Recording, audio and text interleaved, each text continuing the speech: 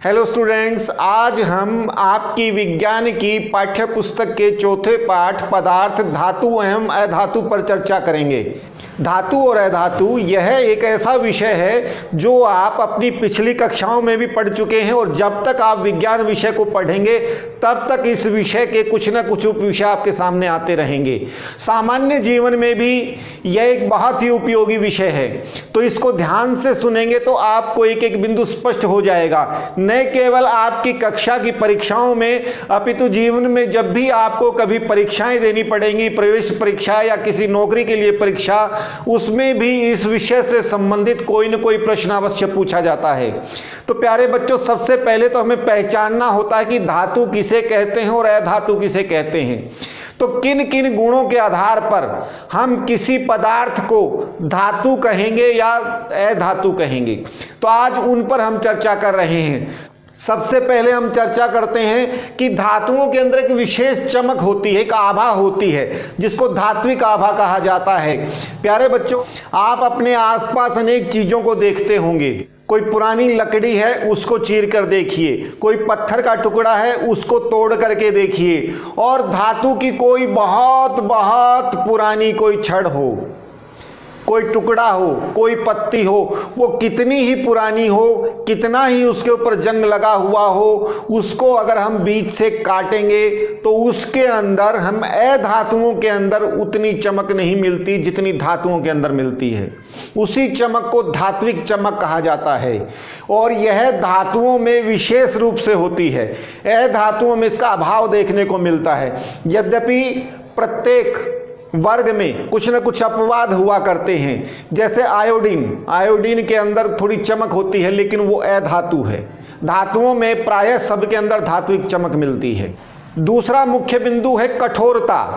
प्यारे बच्चों, अधिकांश धातुएं कठोर होती हैं। अपने आसपास फैली चीजों को देखिएगा। आप क्लासरूम में चौक है, चौक को तोड़ करके देखिए, आसानी से टूट जाएगा।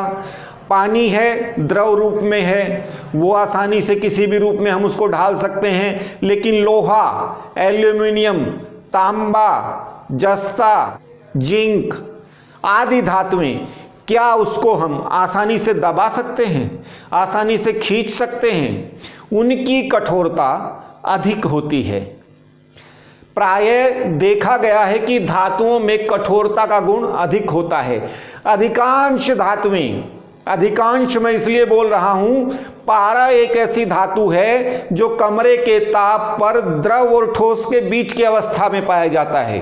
यानी उसके अंदर द्रव जैसे गुण भी हैं और कुछ ठोस भी। द्रवों की तरह से प्रवाह तरलता नहीं है, लेकिन वो बूंद के रूप में रहता है। थर्मामीटर के नीचे बल्ब में जो द्रव डलता है उसको पारा बोलते हैं। वह पारा वास्तव में एक धातु है। उसके अंदर चमक बहुत होती है, लेकिन कुछ प्रकृति उसकी, कुछ स्वभाव उसका द्रवों जैसा है। तो एक पारे को छोड़ करके अधिकांश धातुएं कठोर होती हैं, लेकिन कुछ धातुएं, जैसे बताए, एक तो पारा, दूसरा सोडियम, पोटाशियम, कुछ धातुएं ऐसी हैं कठोर हैं, लेकिन वो केवल इतनी कठोर हैं कि उसे हम आसानी से चाकू से काट सकते हैं, साबुन की तरह से। शेष अधिकांश धातुएं कठोर हैं। इसमें धातुओं में जिस प्रकार से अपवाद है कठोरता में, पारा, सोडियम, पोटाशियम, उसी प्रकार से अधातुओं में भी कठोरता में एक अपवाद है। हीरा दुनिया का सबसे कठोरतम पदार्थ है और वो कठोरतम पदार्थ अधातुओं की श्रेणी में आता है। ये छोटे छोटे कुछ बिंदु आपको बता रहा हूं अपवाद की दृष्टि से।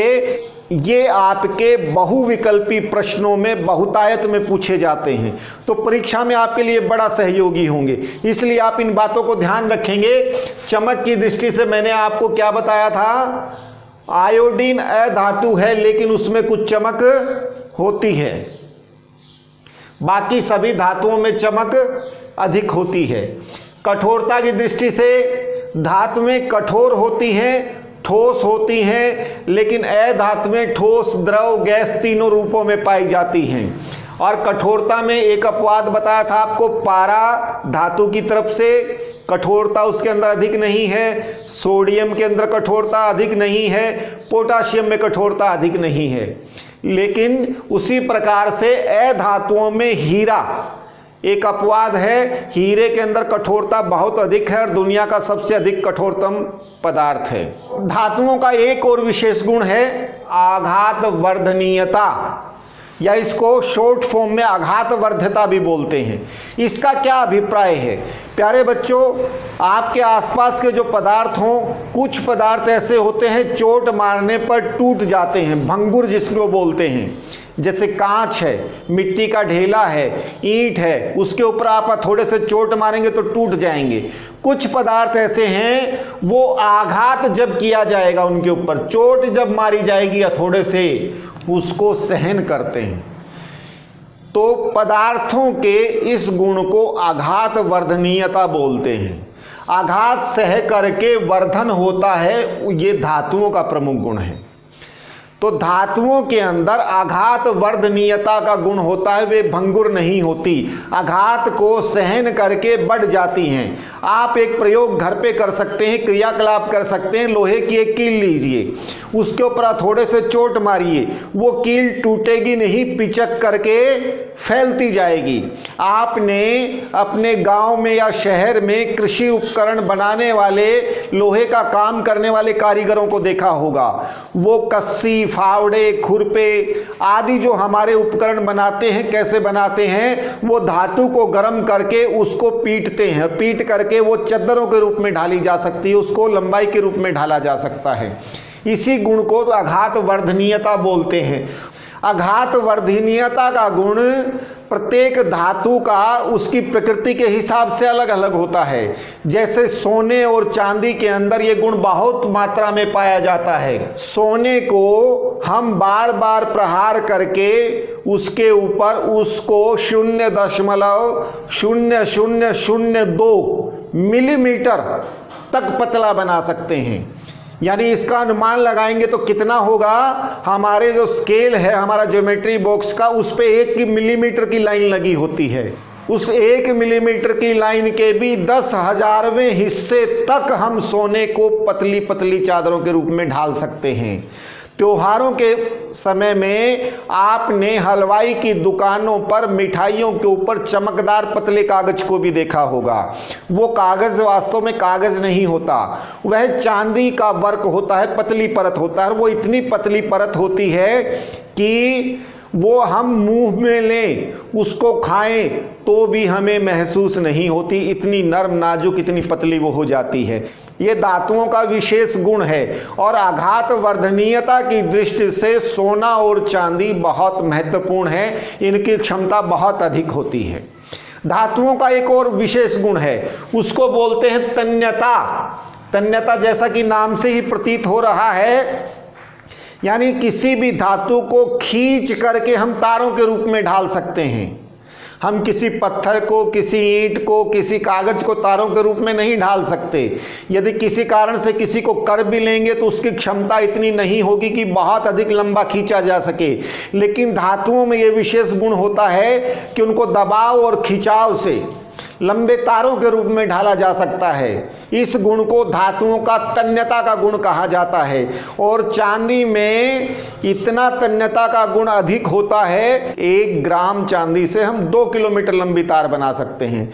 तो इतना तन्यता का अधिक गुण अधातुओं में नहीं होता है।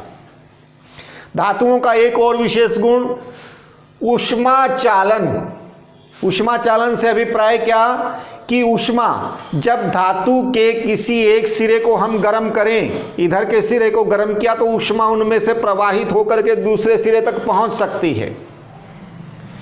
लेकिन अधातुओं में ऐसा नहीं होता। लकड़ी के एक सिरे को आप गर्म कीजिए, दूसरे सिरे पर गर्मी नहीं पहुंचेगी। प्लास्टिक के एक सिरे को गर्म कीजिए, दूसरा सिरा वैसा ही रहेगा। लेकिन लोहे की किसी छड़ को आप एक तरफ से गर्म करेंगे, दूसरा सिरा गर्म हो जाएगा। चूल्हे के अंदर अगर आप चिमटे को डालेंगे तो थोड़ी देर में उसका पीछे का सिरा भी गर्म हो जाएगा। इसके आधार पर कहा जाता है कि धातुएं ऊष्मा की सुचालक होती हैं, यानी गर्मी उनमें आसानी से गति कर सकती है। अधातुओं के अंदर ये गुण इतना अधिक देखने को नहीं मिलता। और जिस प्रकार से धातुएं ऊष्मा की अच्छी सुचालक होती हैं, उसी प्रकार से धातुएं विद्युत की भी बहुत अच्छी चालक होती हैं, यानी विद्युत उनके अंदर बड़ी आसानी से गति कर सकती है, आवेश उनके अंदर बहुत सहजता से प्रवाहित हो सकता है। इसको विद्युत की चालकता का गुण कहा जा सकता है। अधातुओं में ग्रेफाइट एक अपवाद है, ग्रेफाइट में विद्युत की चालकता देखी गई है। अधिकांश अधातुओं में विद्युत की सुचालकता नहीं देखी जाती, या उसमें बहुत अधिक प्रतिरोध के साथ विद्युत प्रवाहित होती है। और विद्युत चालन की दृष्टि से चांदी विद्युत का सबसे अच्छा चालक है, इसलिए जहाँ विद्युत की अच्छी चालकता की आवश्यकता हो, सोना, चांदी, प्लेटिनम आदि का प्रयोग किया जाता है। और हमारे घरों में भी जो बिजली की फिटिंग होती है, अब सोना और चांदी, प्लेटिनम बहुत महंगी धातुएं हैं, उनके विकल्प के रूप में विद्युत की सुचालकता की दृष्टि से अगला जो नंबर आता है वो तांबे का आता है। इसलिए हमारे घरों में बिजली के तार तांबे के बनाए जाते हैं और उनके ऊपर आवरण प्लास्टिक या रबड़ का चढ़ाया जाता है, जिससे कि क्योंकि वो अधातु है और अधातु में विद्युत की कुचालक होती हैं, उनमें से विद्युत गुजर नहीं सकती। तो धातुओं के ऊपर रबड़ क्यों चढ़ाया जाता है? क्योंकि वो अधातु होने के कारण विद्युत का कुचालक होता है और उससे हमारा शॉर्ट सर्किट नहीं होता, हमें कहीं करंट लगने का भय नहीं होता। धातुओं का एक और विशेष गुण है ध्वनिकता। ध्वनिकता से अभिप्राय, जब किसी धातु को हम पीटते हैं तो उसके अंदर से ध्वनि, निनाद, स्वर निकलता है और वो स्वर अधातुओं को पीटने से भिन्न होता है। यानी धातुओं को पीटा जाए तो अधिक स्वर करती हैं, उसको सोनोरस बोलते हैं, यानी बहुत अधिक अच्छी ध्वनि उत्पन्न करते हैं। अगर आप मिट्टी के एक ढेले को पीटें और एक लोहे के गार्डर को पीटें, आपके स्कूल में घंटी जो बनाई जाती है वो किस चीज़ की होती है? धातु की, क्योंकि वो ध्वनिकता होती है, उससे अच्छी ध्वनि निकलती है। अगर उसी की जगह लकड़ी की अगर घंटी बना दी जाए तो हमें सुनाई नहीं देगी। तो धातुओं का यह गुण ध्वनिकता कहलाता है। धातु और अधातु में भेद करने वाला 8वां सबसे प्रमुख गुण होता है गलनांक और क्वथनांक। गलनांक से अभिप्राय कोई धातु किस तापमान पर गलना आरंभ करती है, गलना या पिघलना आरंभ करती है। और क्वथनांक से अभिप्राय कोई भी पदार्थ किस तापमान पर उबलना शुरू करता है। तो प्रायः देखा गया है कि धातुओं के गलनांक और क्वथनांक बहुत अधिक होते हैं और अधातुओं के कम होते हैं। कुछ अपवाद इसमें भी हैं, जैसे गैलेनियम केवल हम हथेली पर रख लें इतने तापमान पर ही पिघलना शुरू हो जाता है, लेकिन अधिकांश धातुओं के गलनांक और क्वथनांक बहुत अधिक होते हैं। उम्मीद है बच्चों आपको ये सभी बिंदु स्पष्ट हो गए होंगे। अगर किसी बिंदु में कोई अस्पष्टता है तो वीडियो को बार बार देखें, या फिर भी स्पष्ट नहीं होता है कोई बिंदु तो आप यहाँ कमेंट बॉक्स में लिख सकते हैं, हम उसे हल करने का प्रयास करेंगे। यदि आपने हमारे चैनल को सब्सक्राइब नहीं किया है तो सब्सक्राइब अवश्य करें, इससे आपको हमारे जो भी लेसन्स होंगे उनके नोटिफिकेशंस आते रहेंगे। Okay students, bye, thanks.